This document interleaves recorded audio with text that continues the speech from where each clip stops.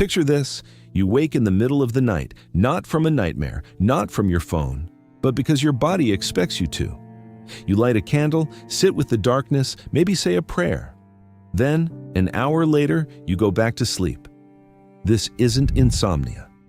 This is just a Tuesday night, 800 years ago, and it's only the beginning of how utterly alien a single medieval day would feel to you. We are separated from medieval people by a few centuries, a blink in human history.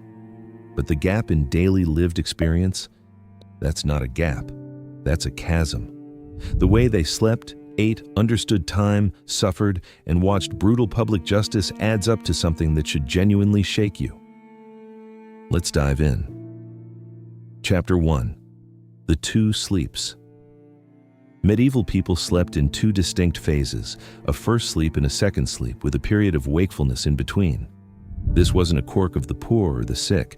Historian Roger E. Kirch spent years digging through letters, diaries, legal testimonies, and medical textbooks, and found countless references to both phases.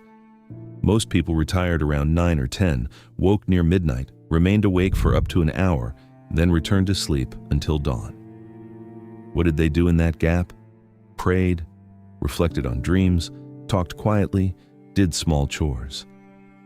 It has been argued that this interval allowed for deep contemplation of dreams, making early modern dreaming a more powerful phenomenon than we experience today.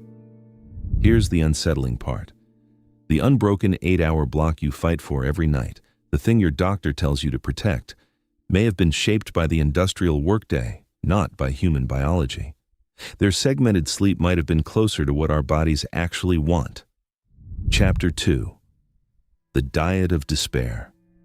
If you were a peasant, and the overwhelming majority of medieval people were, your diet had one defining feature: repetition. Pottage was the backbone, a thick stew of turnips, carrots, onions, and beans, simmering over the hearth all day. That wasn't an occasional meal. That was most days of your life.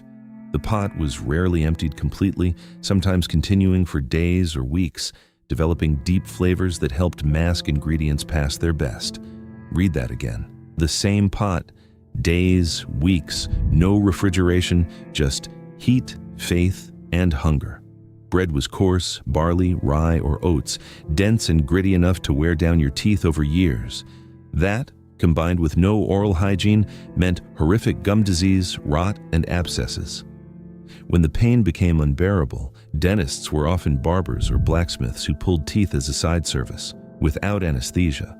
Meat was rare. Religious fast days stripped even routine meals back to fish and vegetables. And when the harvest failed, villages starved. You can drink clean water right now. Walk to a tap, fill a glass in 3 seconds. In a medieval village, local water was often contaminated, and people knew it. Weak ale was frequently the safer option, not a party, a survival strategy. Before we go further, if you had to live on the medieval peasant diet for just 1 month, pottage every day, coarse bread, weak ale, no sugar, no coffee, no spice, do you think you could do it, or would you tap out in the first week? Comment your answer below. And speaking of things that test your resolve, what happened when someone in this world broke the rules? That's where it gets truly dark. Chapter 3. Justice and Barbaric Punishments. Medieval law operated on a principle almost incomprehensible today. A confession carried more weight than evidence, not proof, not witnesses, a confession. And since confession was the gold standard, the goal was simple: extract one at any cost. Torture wasn't just punishment, it was considered a legitimate investigative tool. The logic was brutal. Endure enough agony and you might go free. Break and confess whether guilty or not, and you face the consequences. Public executions were not private affairs, they were theater. People gathered to watch, sometimes for hours, and it was not uncommon for crowds to cheer.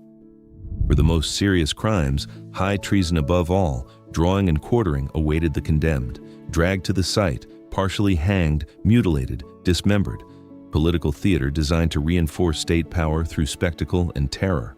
The breaking wheel, the rack, The strappado, these were not whispered legends. They were documented tools of official process. There were no rights given to prisoners, no appeals court, no lawyer, no due process, just the weight of authority and the body beneath it. Chapter 4. The smell of everything. No history textbook lingers on this long enough. The smell. Because the medieval city smelled like nothing in your experience. There was no sewage system. People relieved themselves in the street. Streets were lined with waste, animal carcasses, and rotting produce. Pigs lived among the people, eating whatever they found, garbage, dead animals, anything. The river served as both water source and waste receptacle. Gong farmers who emptied latrines washed in the same water everyone else used. Most medieval people rarely bathed, partly from practical limitation, partly from a genuine fear that water contact threatened health. In the absence of germ theory, that connection between water and disease was real, even if the explanation was wrong. Here is the detail that shifts your perspective. Medieval people believed disease spread through bad air, miasma. They were completely wrong about the mechanism. They were completely right that the smell was killing them. They just didn't know why. Chapter 5. Time without clocks. Everything we've covered, the sleep, the food, the punishment, the smell, happened inside a relationship with time that had almost nothing to do with yours. You live inside a grid of precise, standardized minutes. You know it is 2:47 in the afternoon. You set an alarm for 6:15. None of this existed for the medieval person. Time was structured by natural light, church bells, the agricultural calendar, and the canonical hours, the 8 daily periods of prayer prescribed by the rule of Saint Benedict, matins, lauds, prime, terce, sext, none, vespers, compline. These were not clock hours. They were not 60 minutes long. Daylight and darkness were each divided into 12 parts, measurements that changed with the seasons. A summer hour was twice as long as a winter hour. The hour itself was elastic. Time was not something you tracked. It was something you lived inside, like weather. Days were understood not by numerical sequence, but by the saint or sacred event they commemorated. If you wanted to meet someone, you said, after Vespers. If you wanted to describe duration, you said, about the time it takes to walk 2 miles. Precision was not the point. The rhythm of sun, bells, seasons, and saints was the point. You did not own your time. The sky did. The closing revelation. Medieval people were not simpler than us, not less intelligent, less feeling, less human. They loved their children, feared death, told stories, laughed, grieved, and looked at the same sky. But the texture of being alive, the raw, sensory, daily experience of moving through the world, was so profoundly different from ours, it might as well be a different species' existence.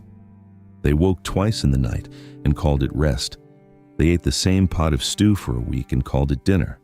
They watched a public execution and called it justice. They smelled a city that would make you gag from a mile away and called it home. They measured time in prayers and sunlight and called it enough. And through all of it, pain without medicine, cold without heating, hunger without supermarkets, they kept going. Generation after generation, century after century. The next time you complain about a bad night's sleep or a bland meal, remember that somewhere in your bloodline, someone did all of this every single day and never once thought it was remarkable. Because to them, it was just life.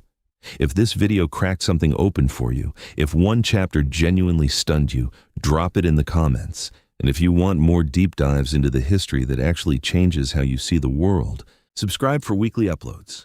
Thank you for watching.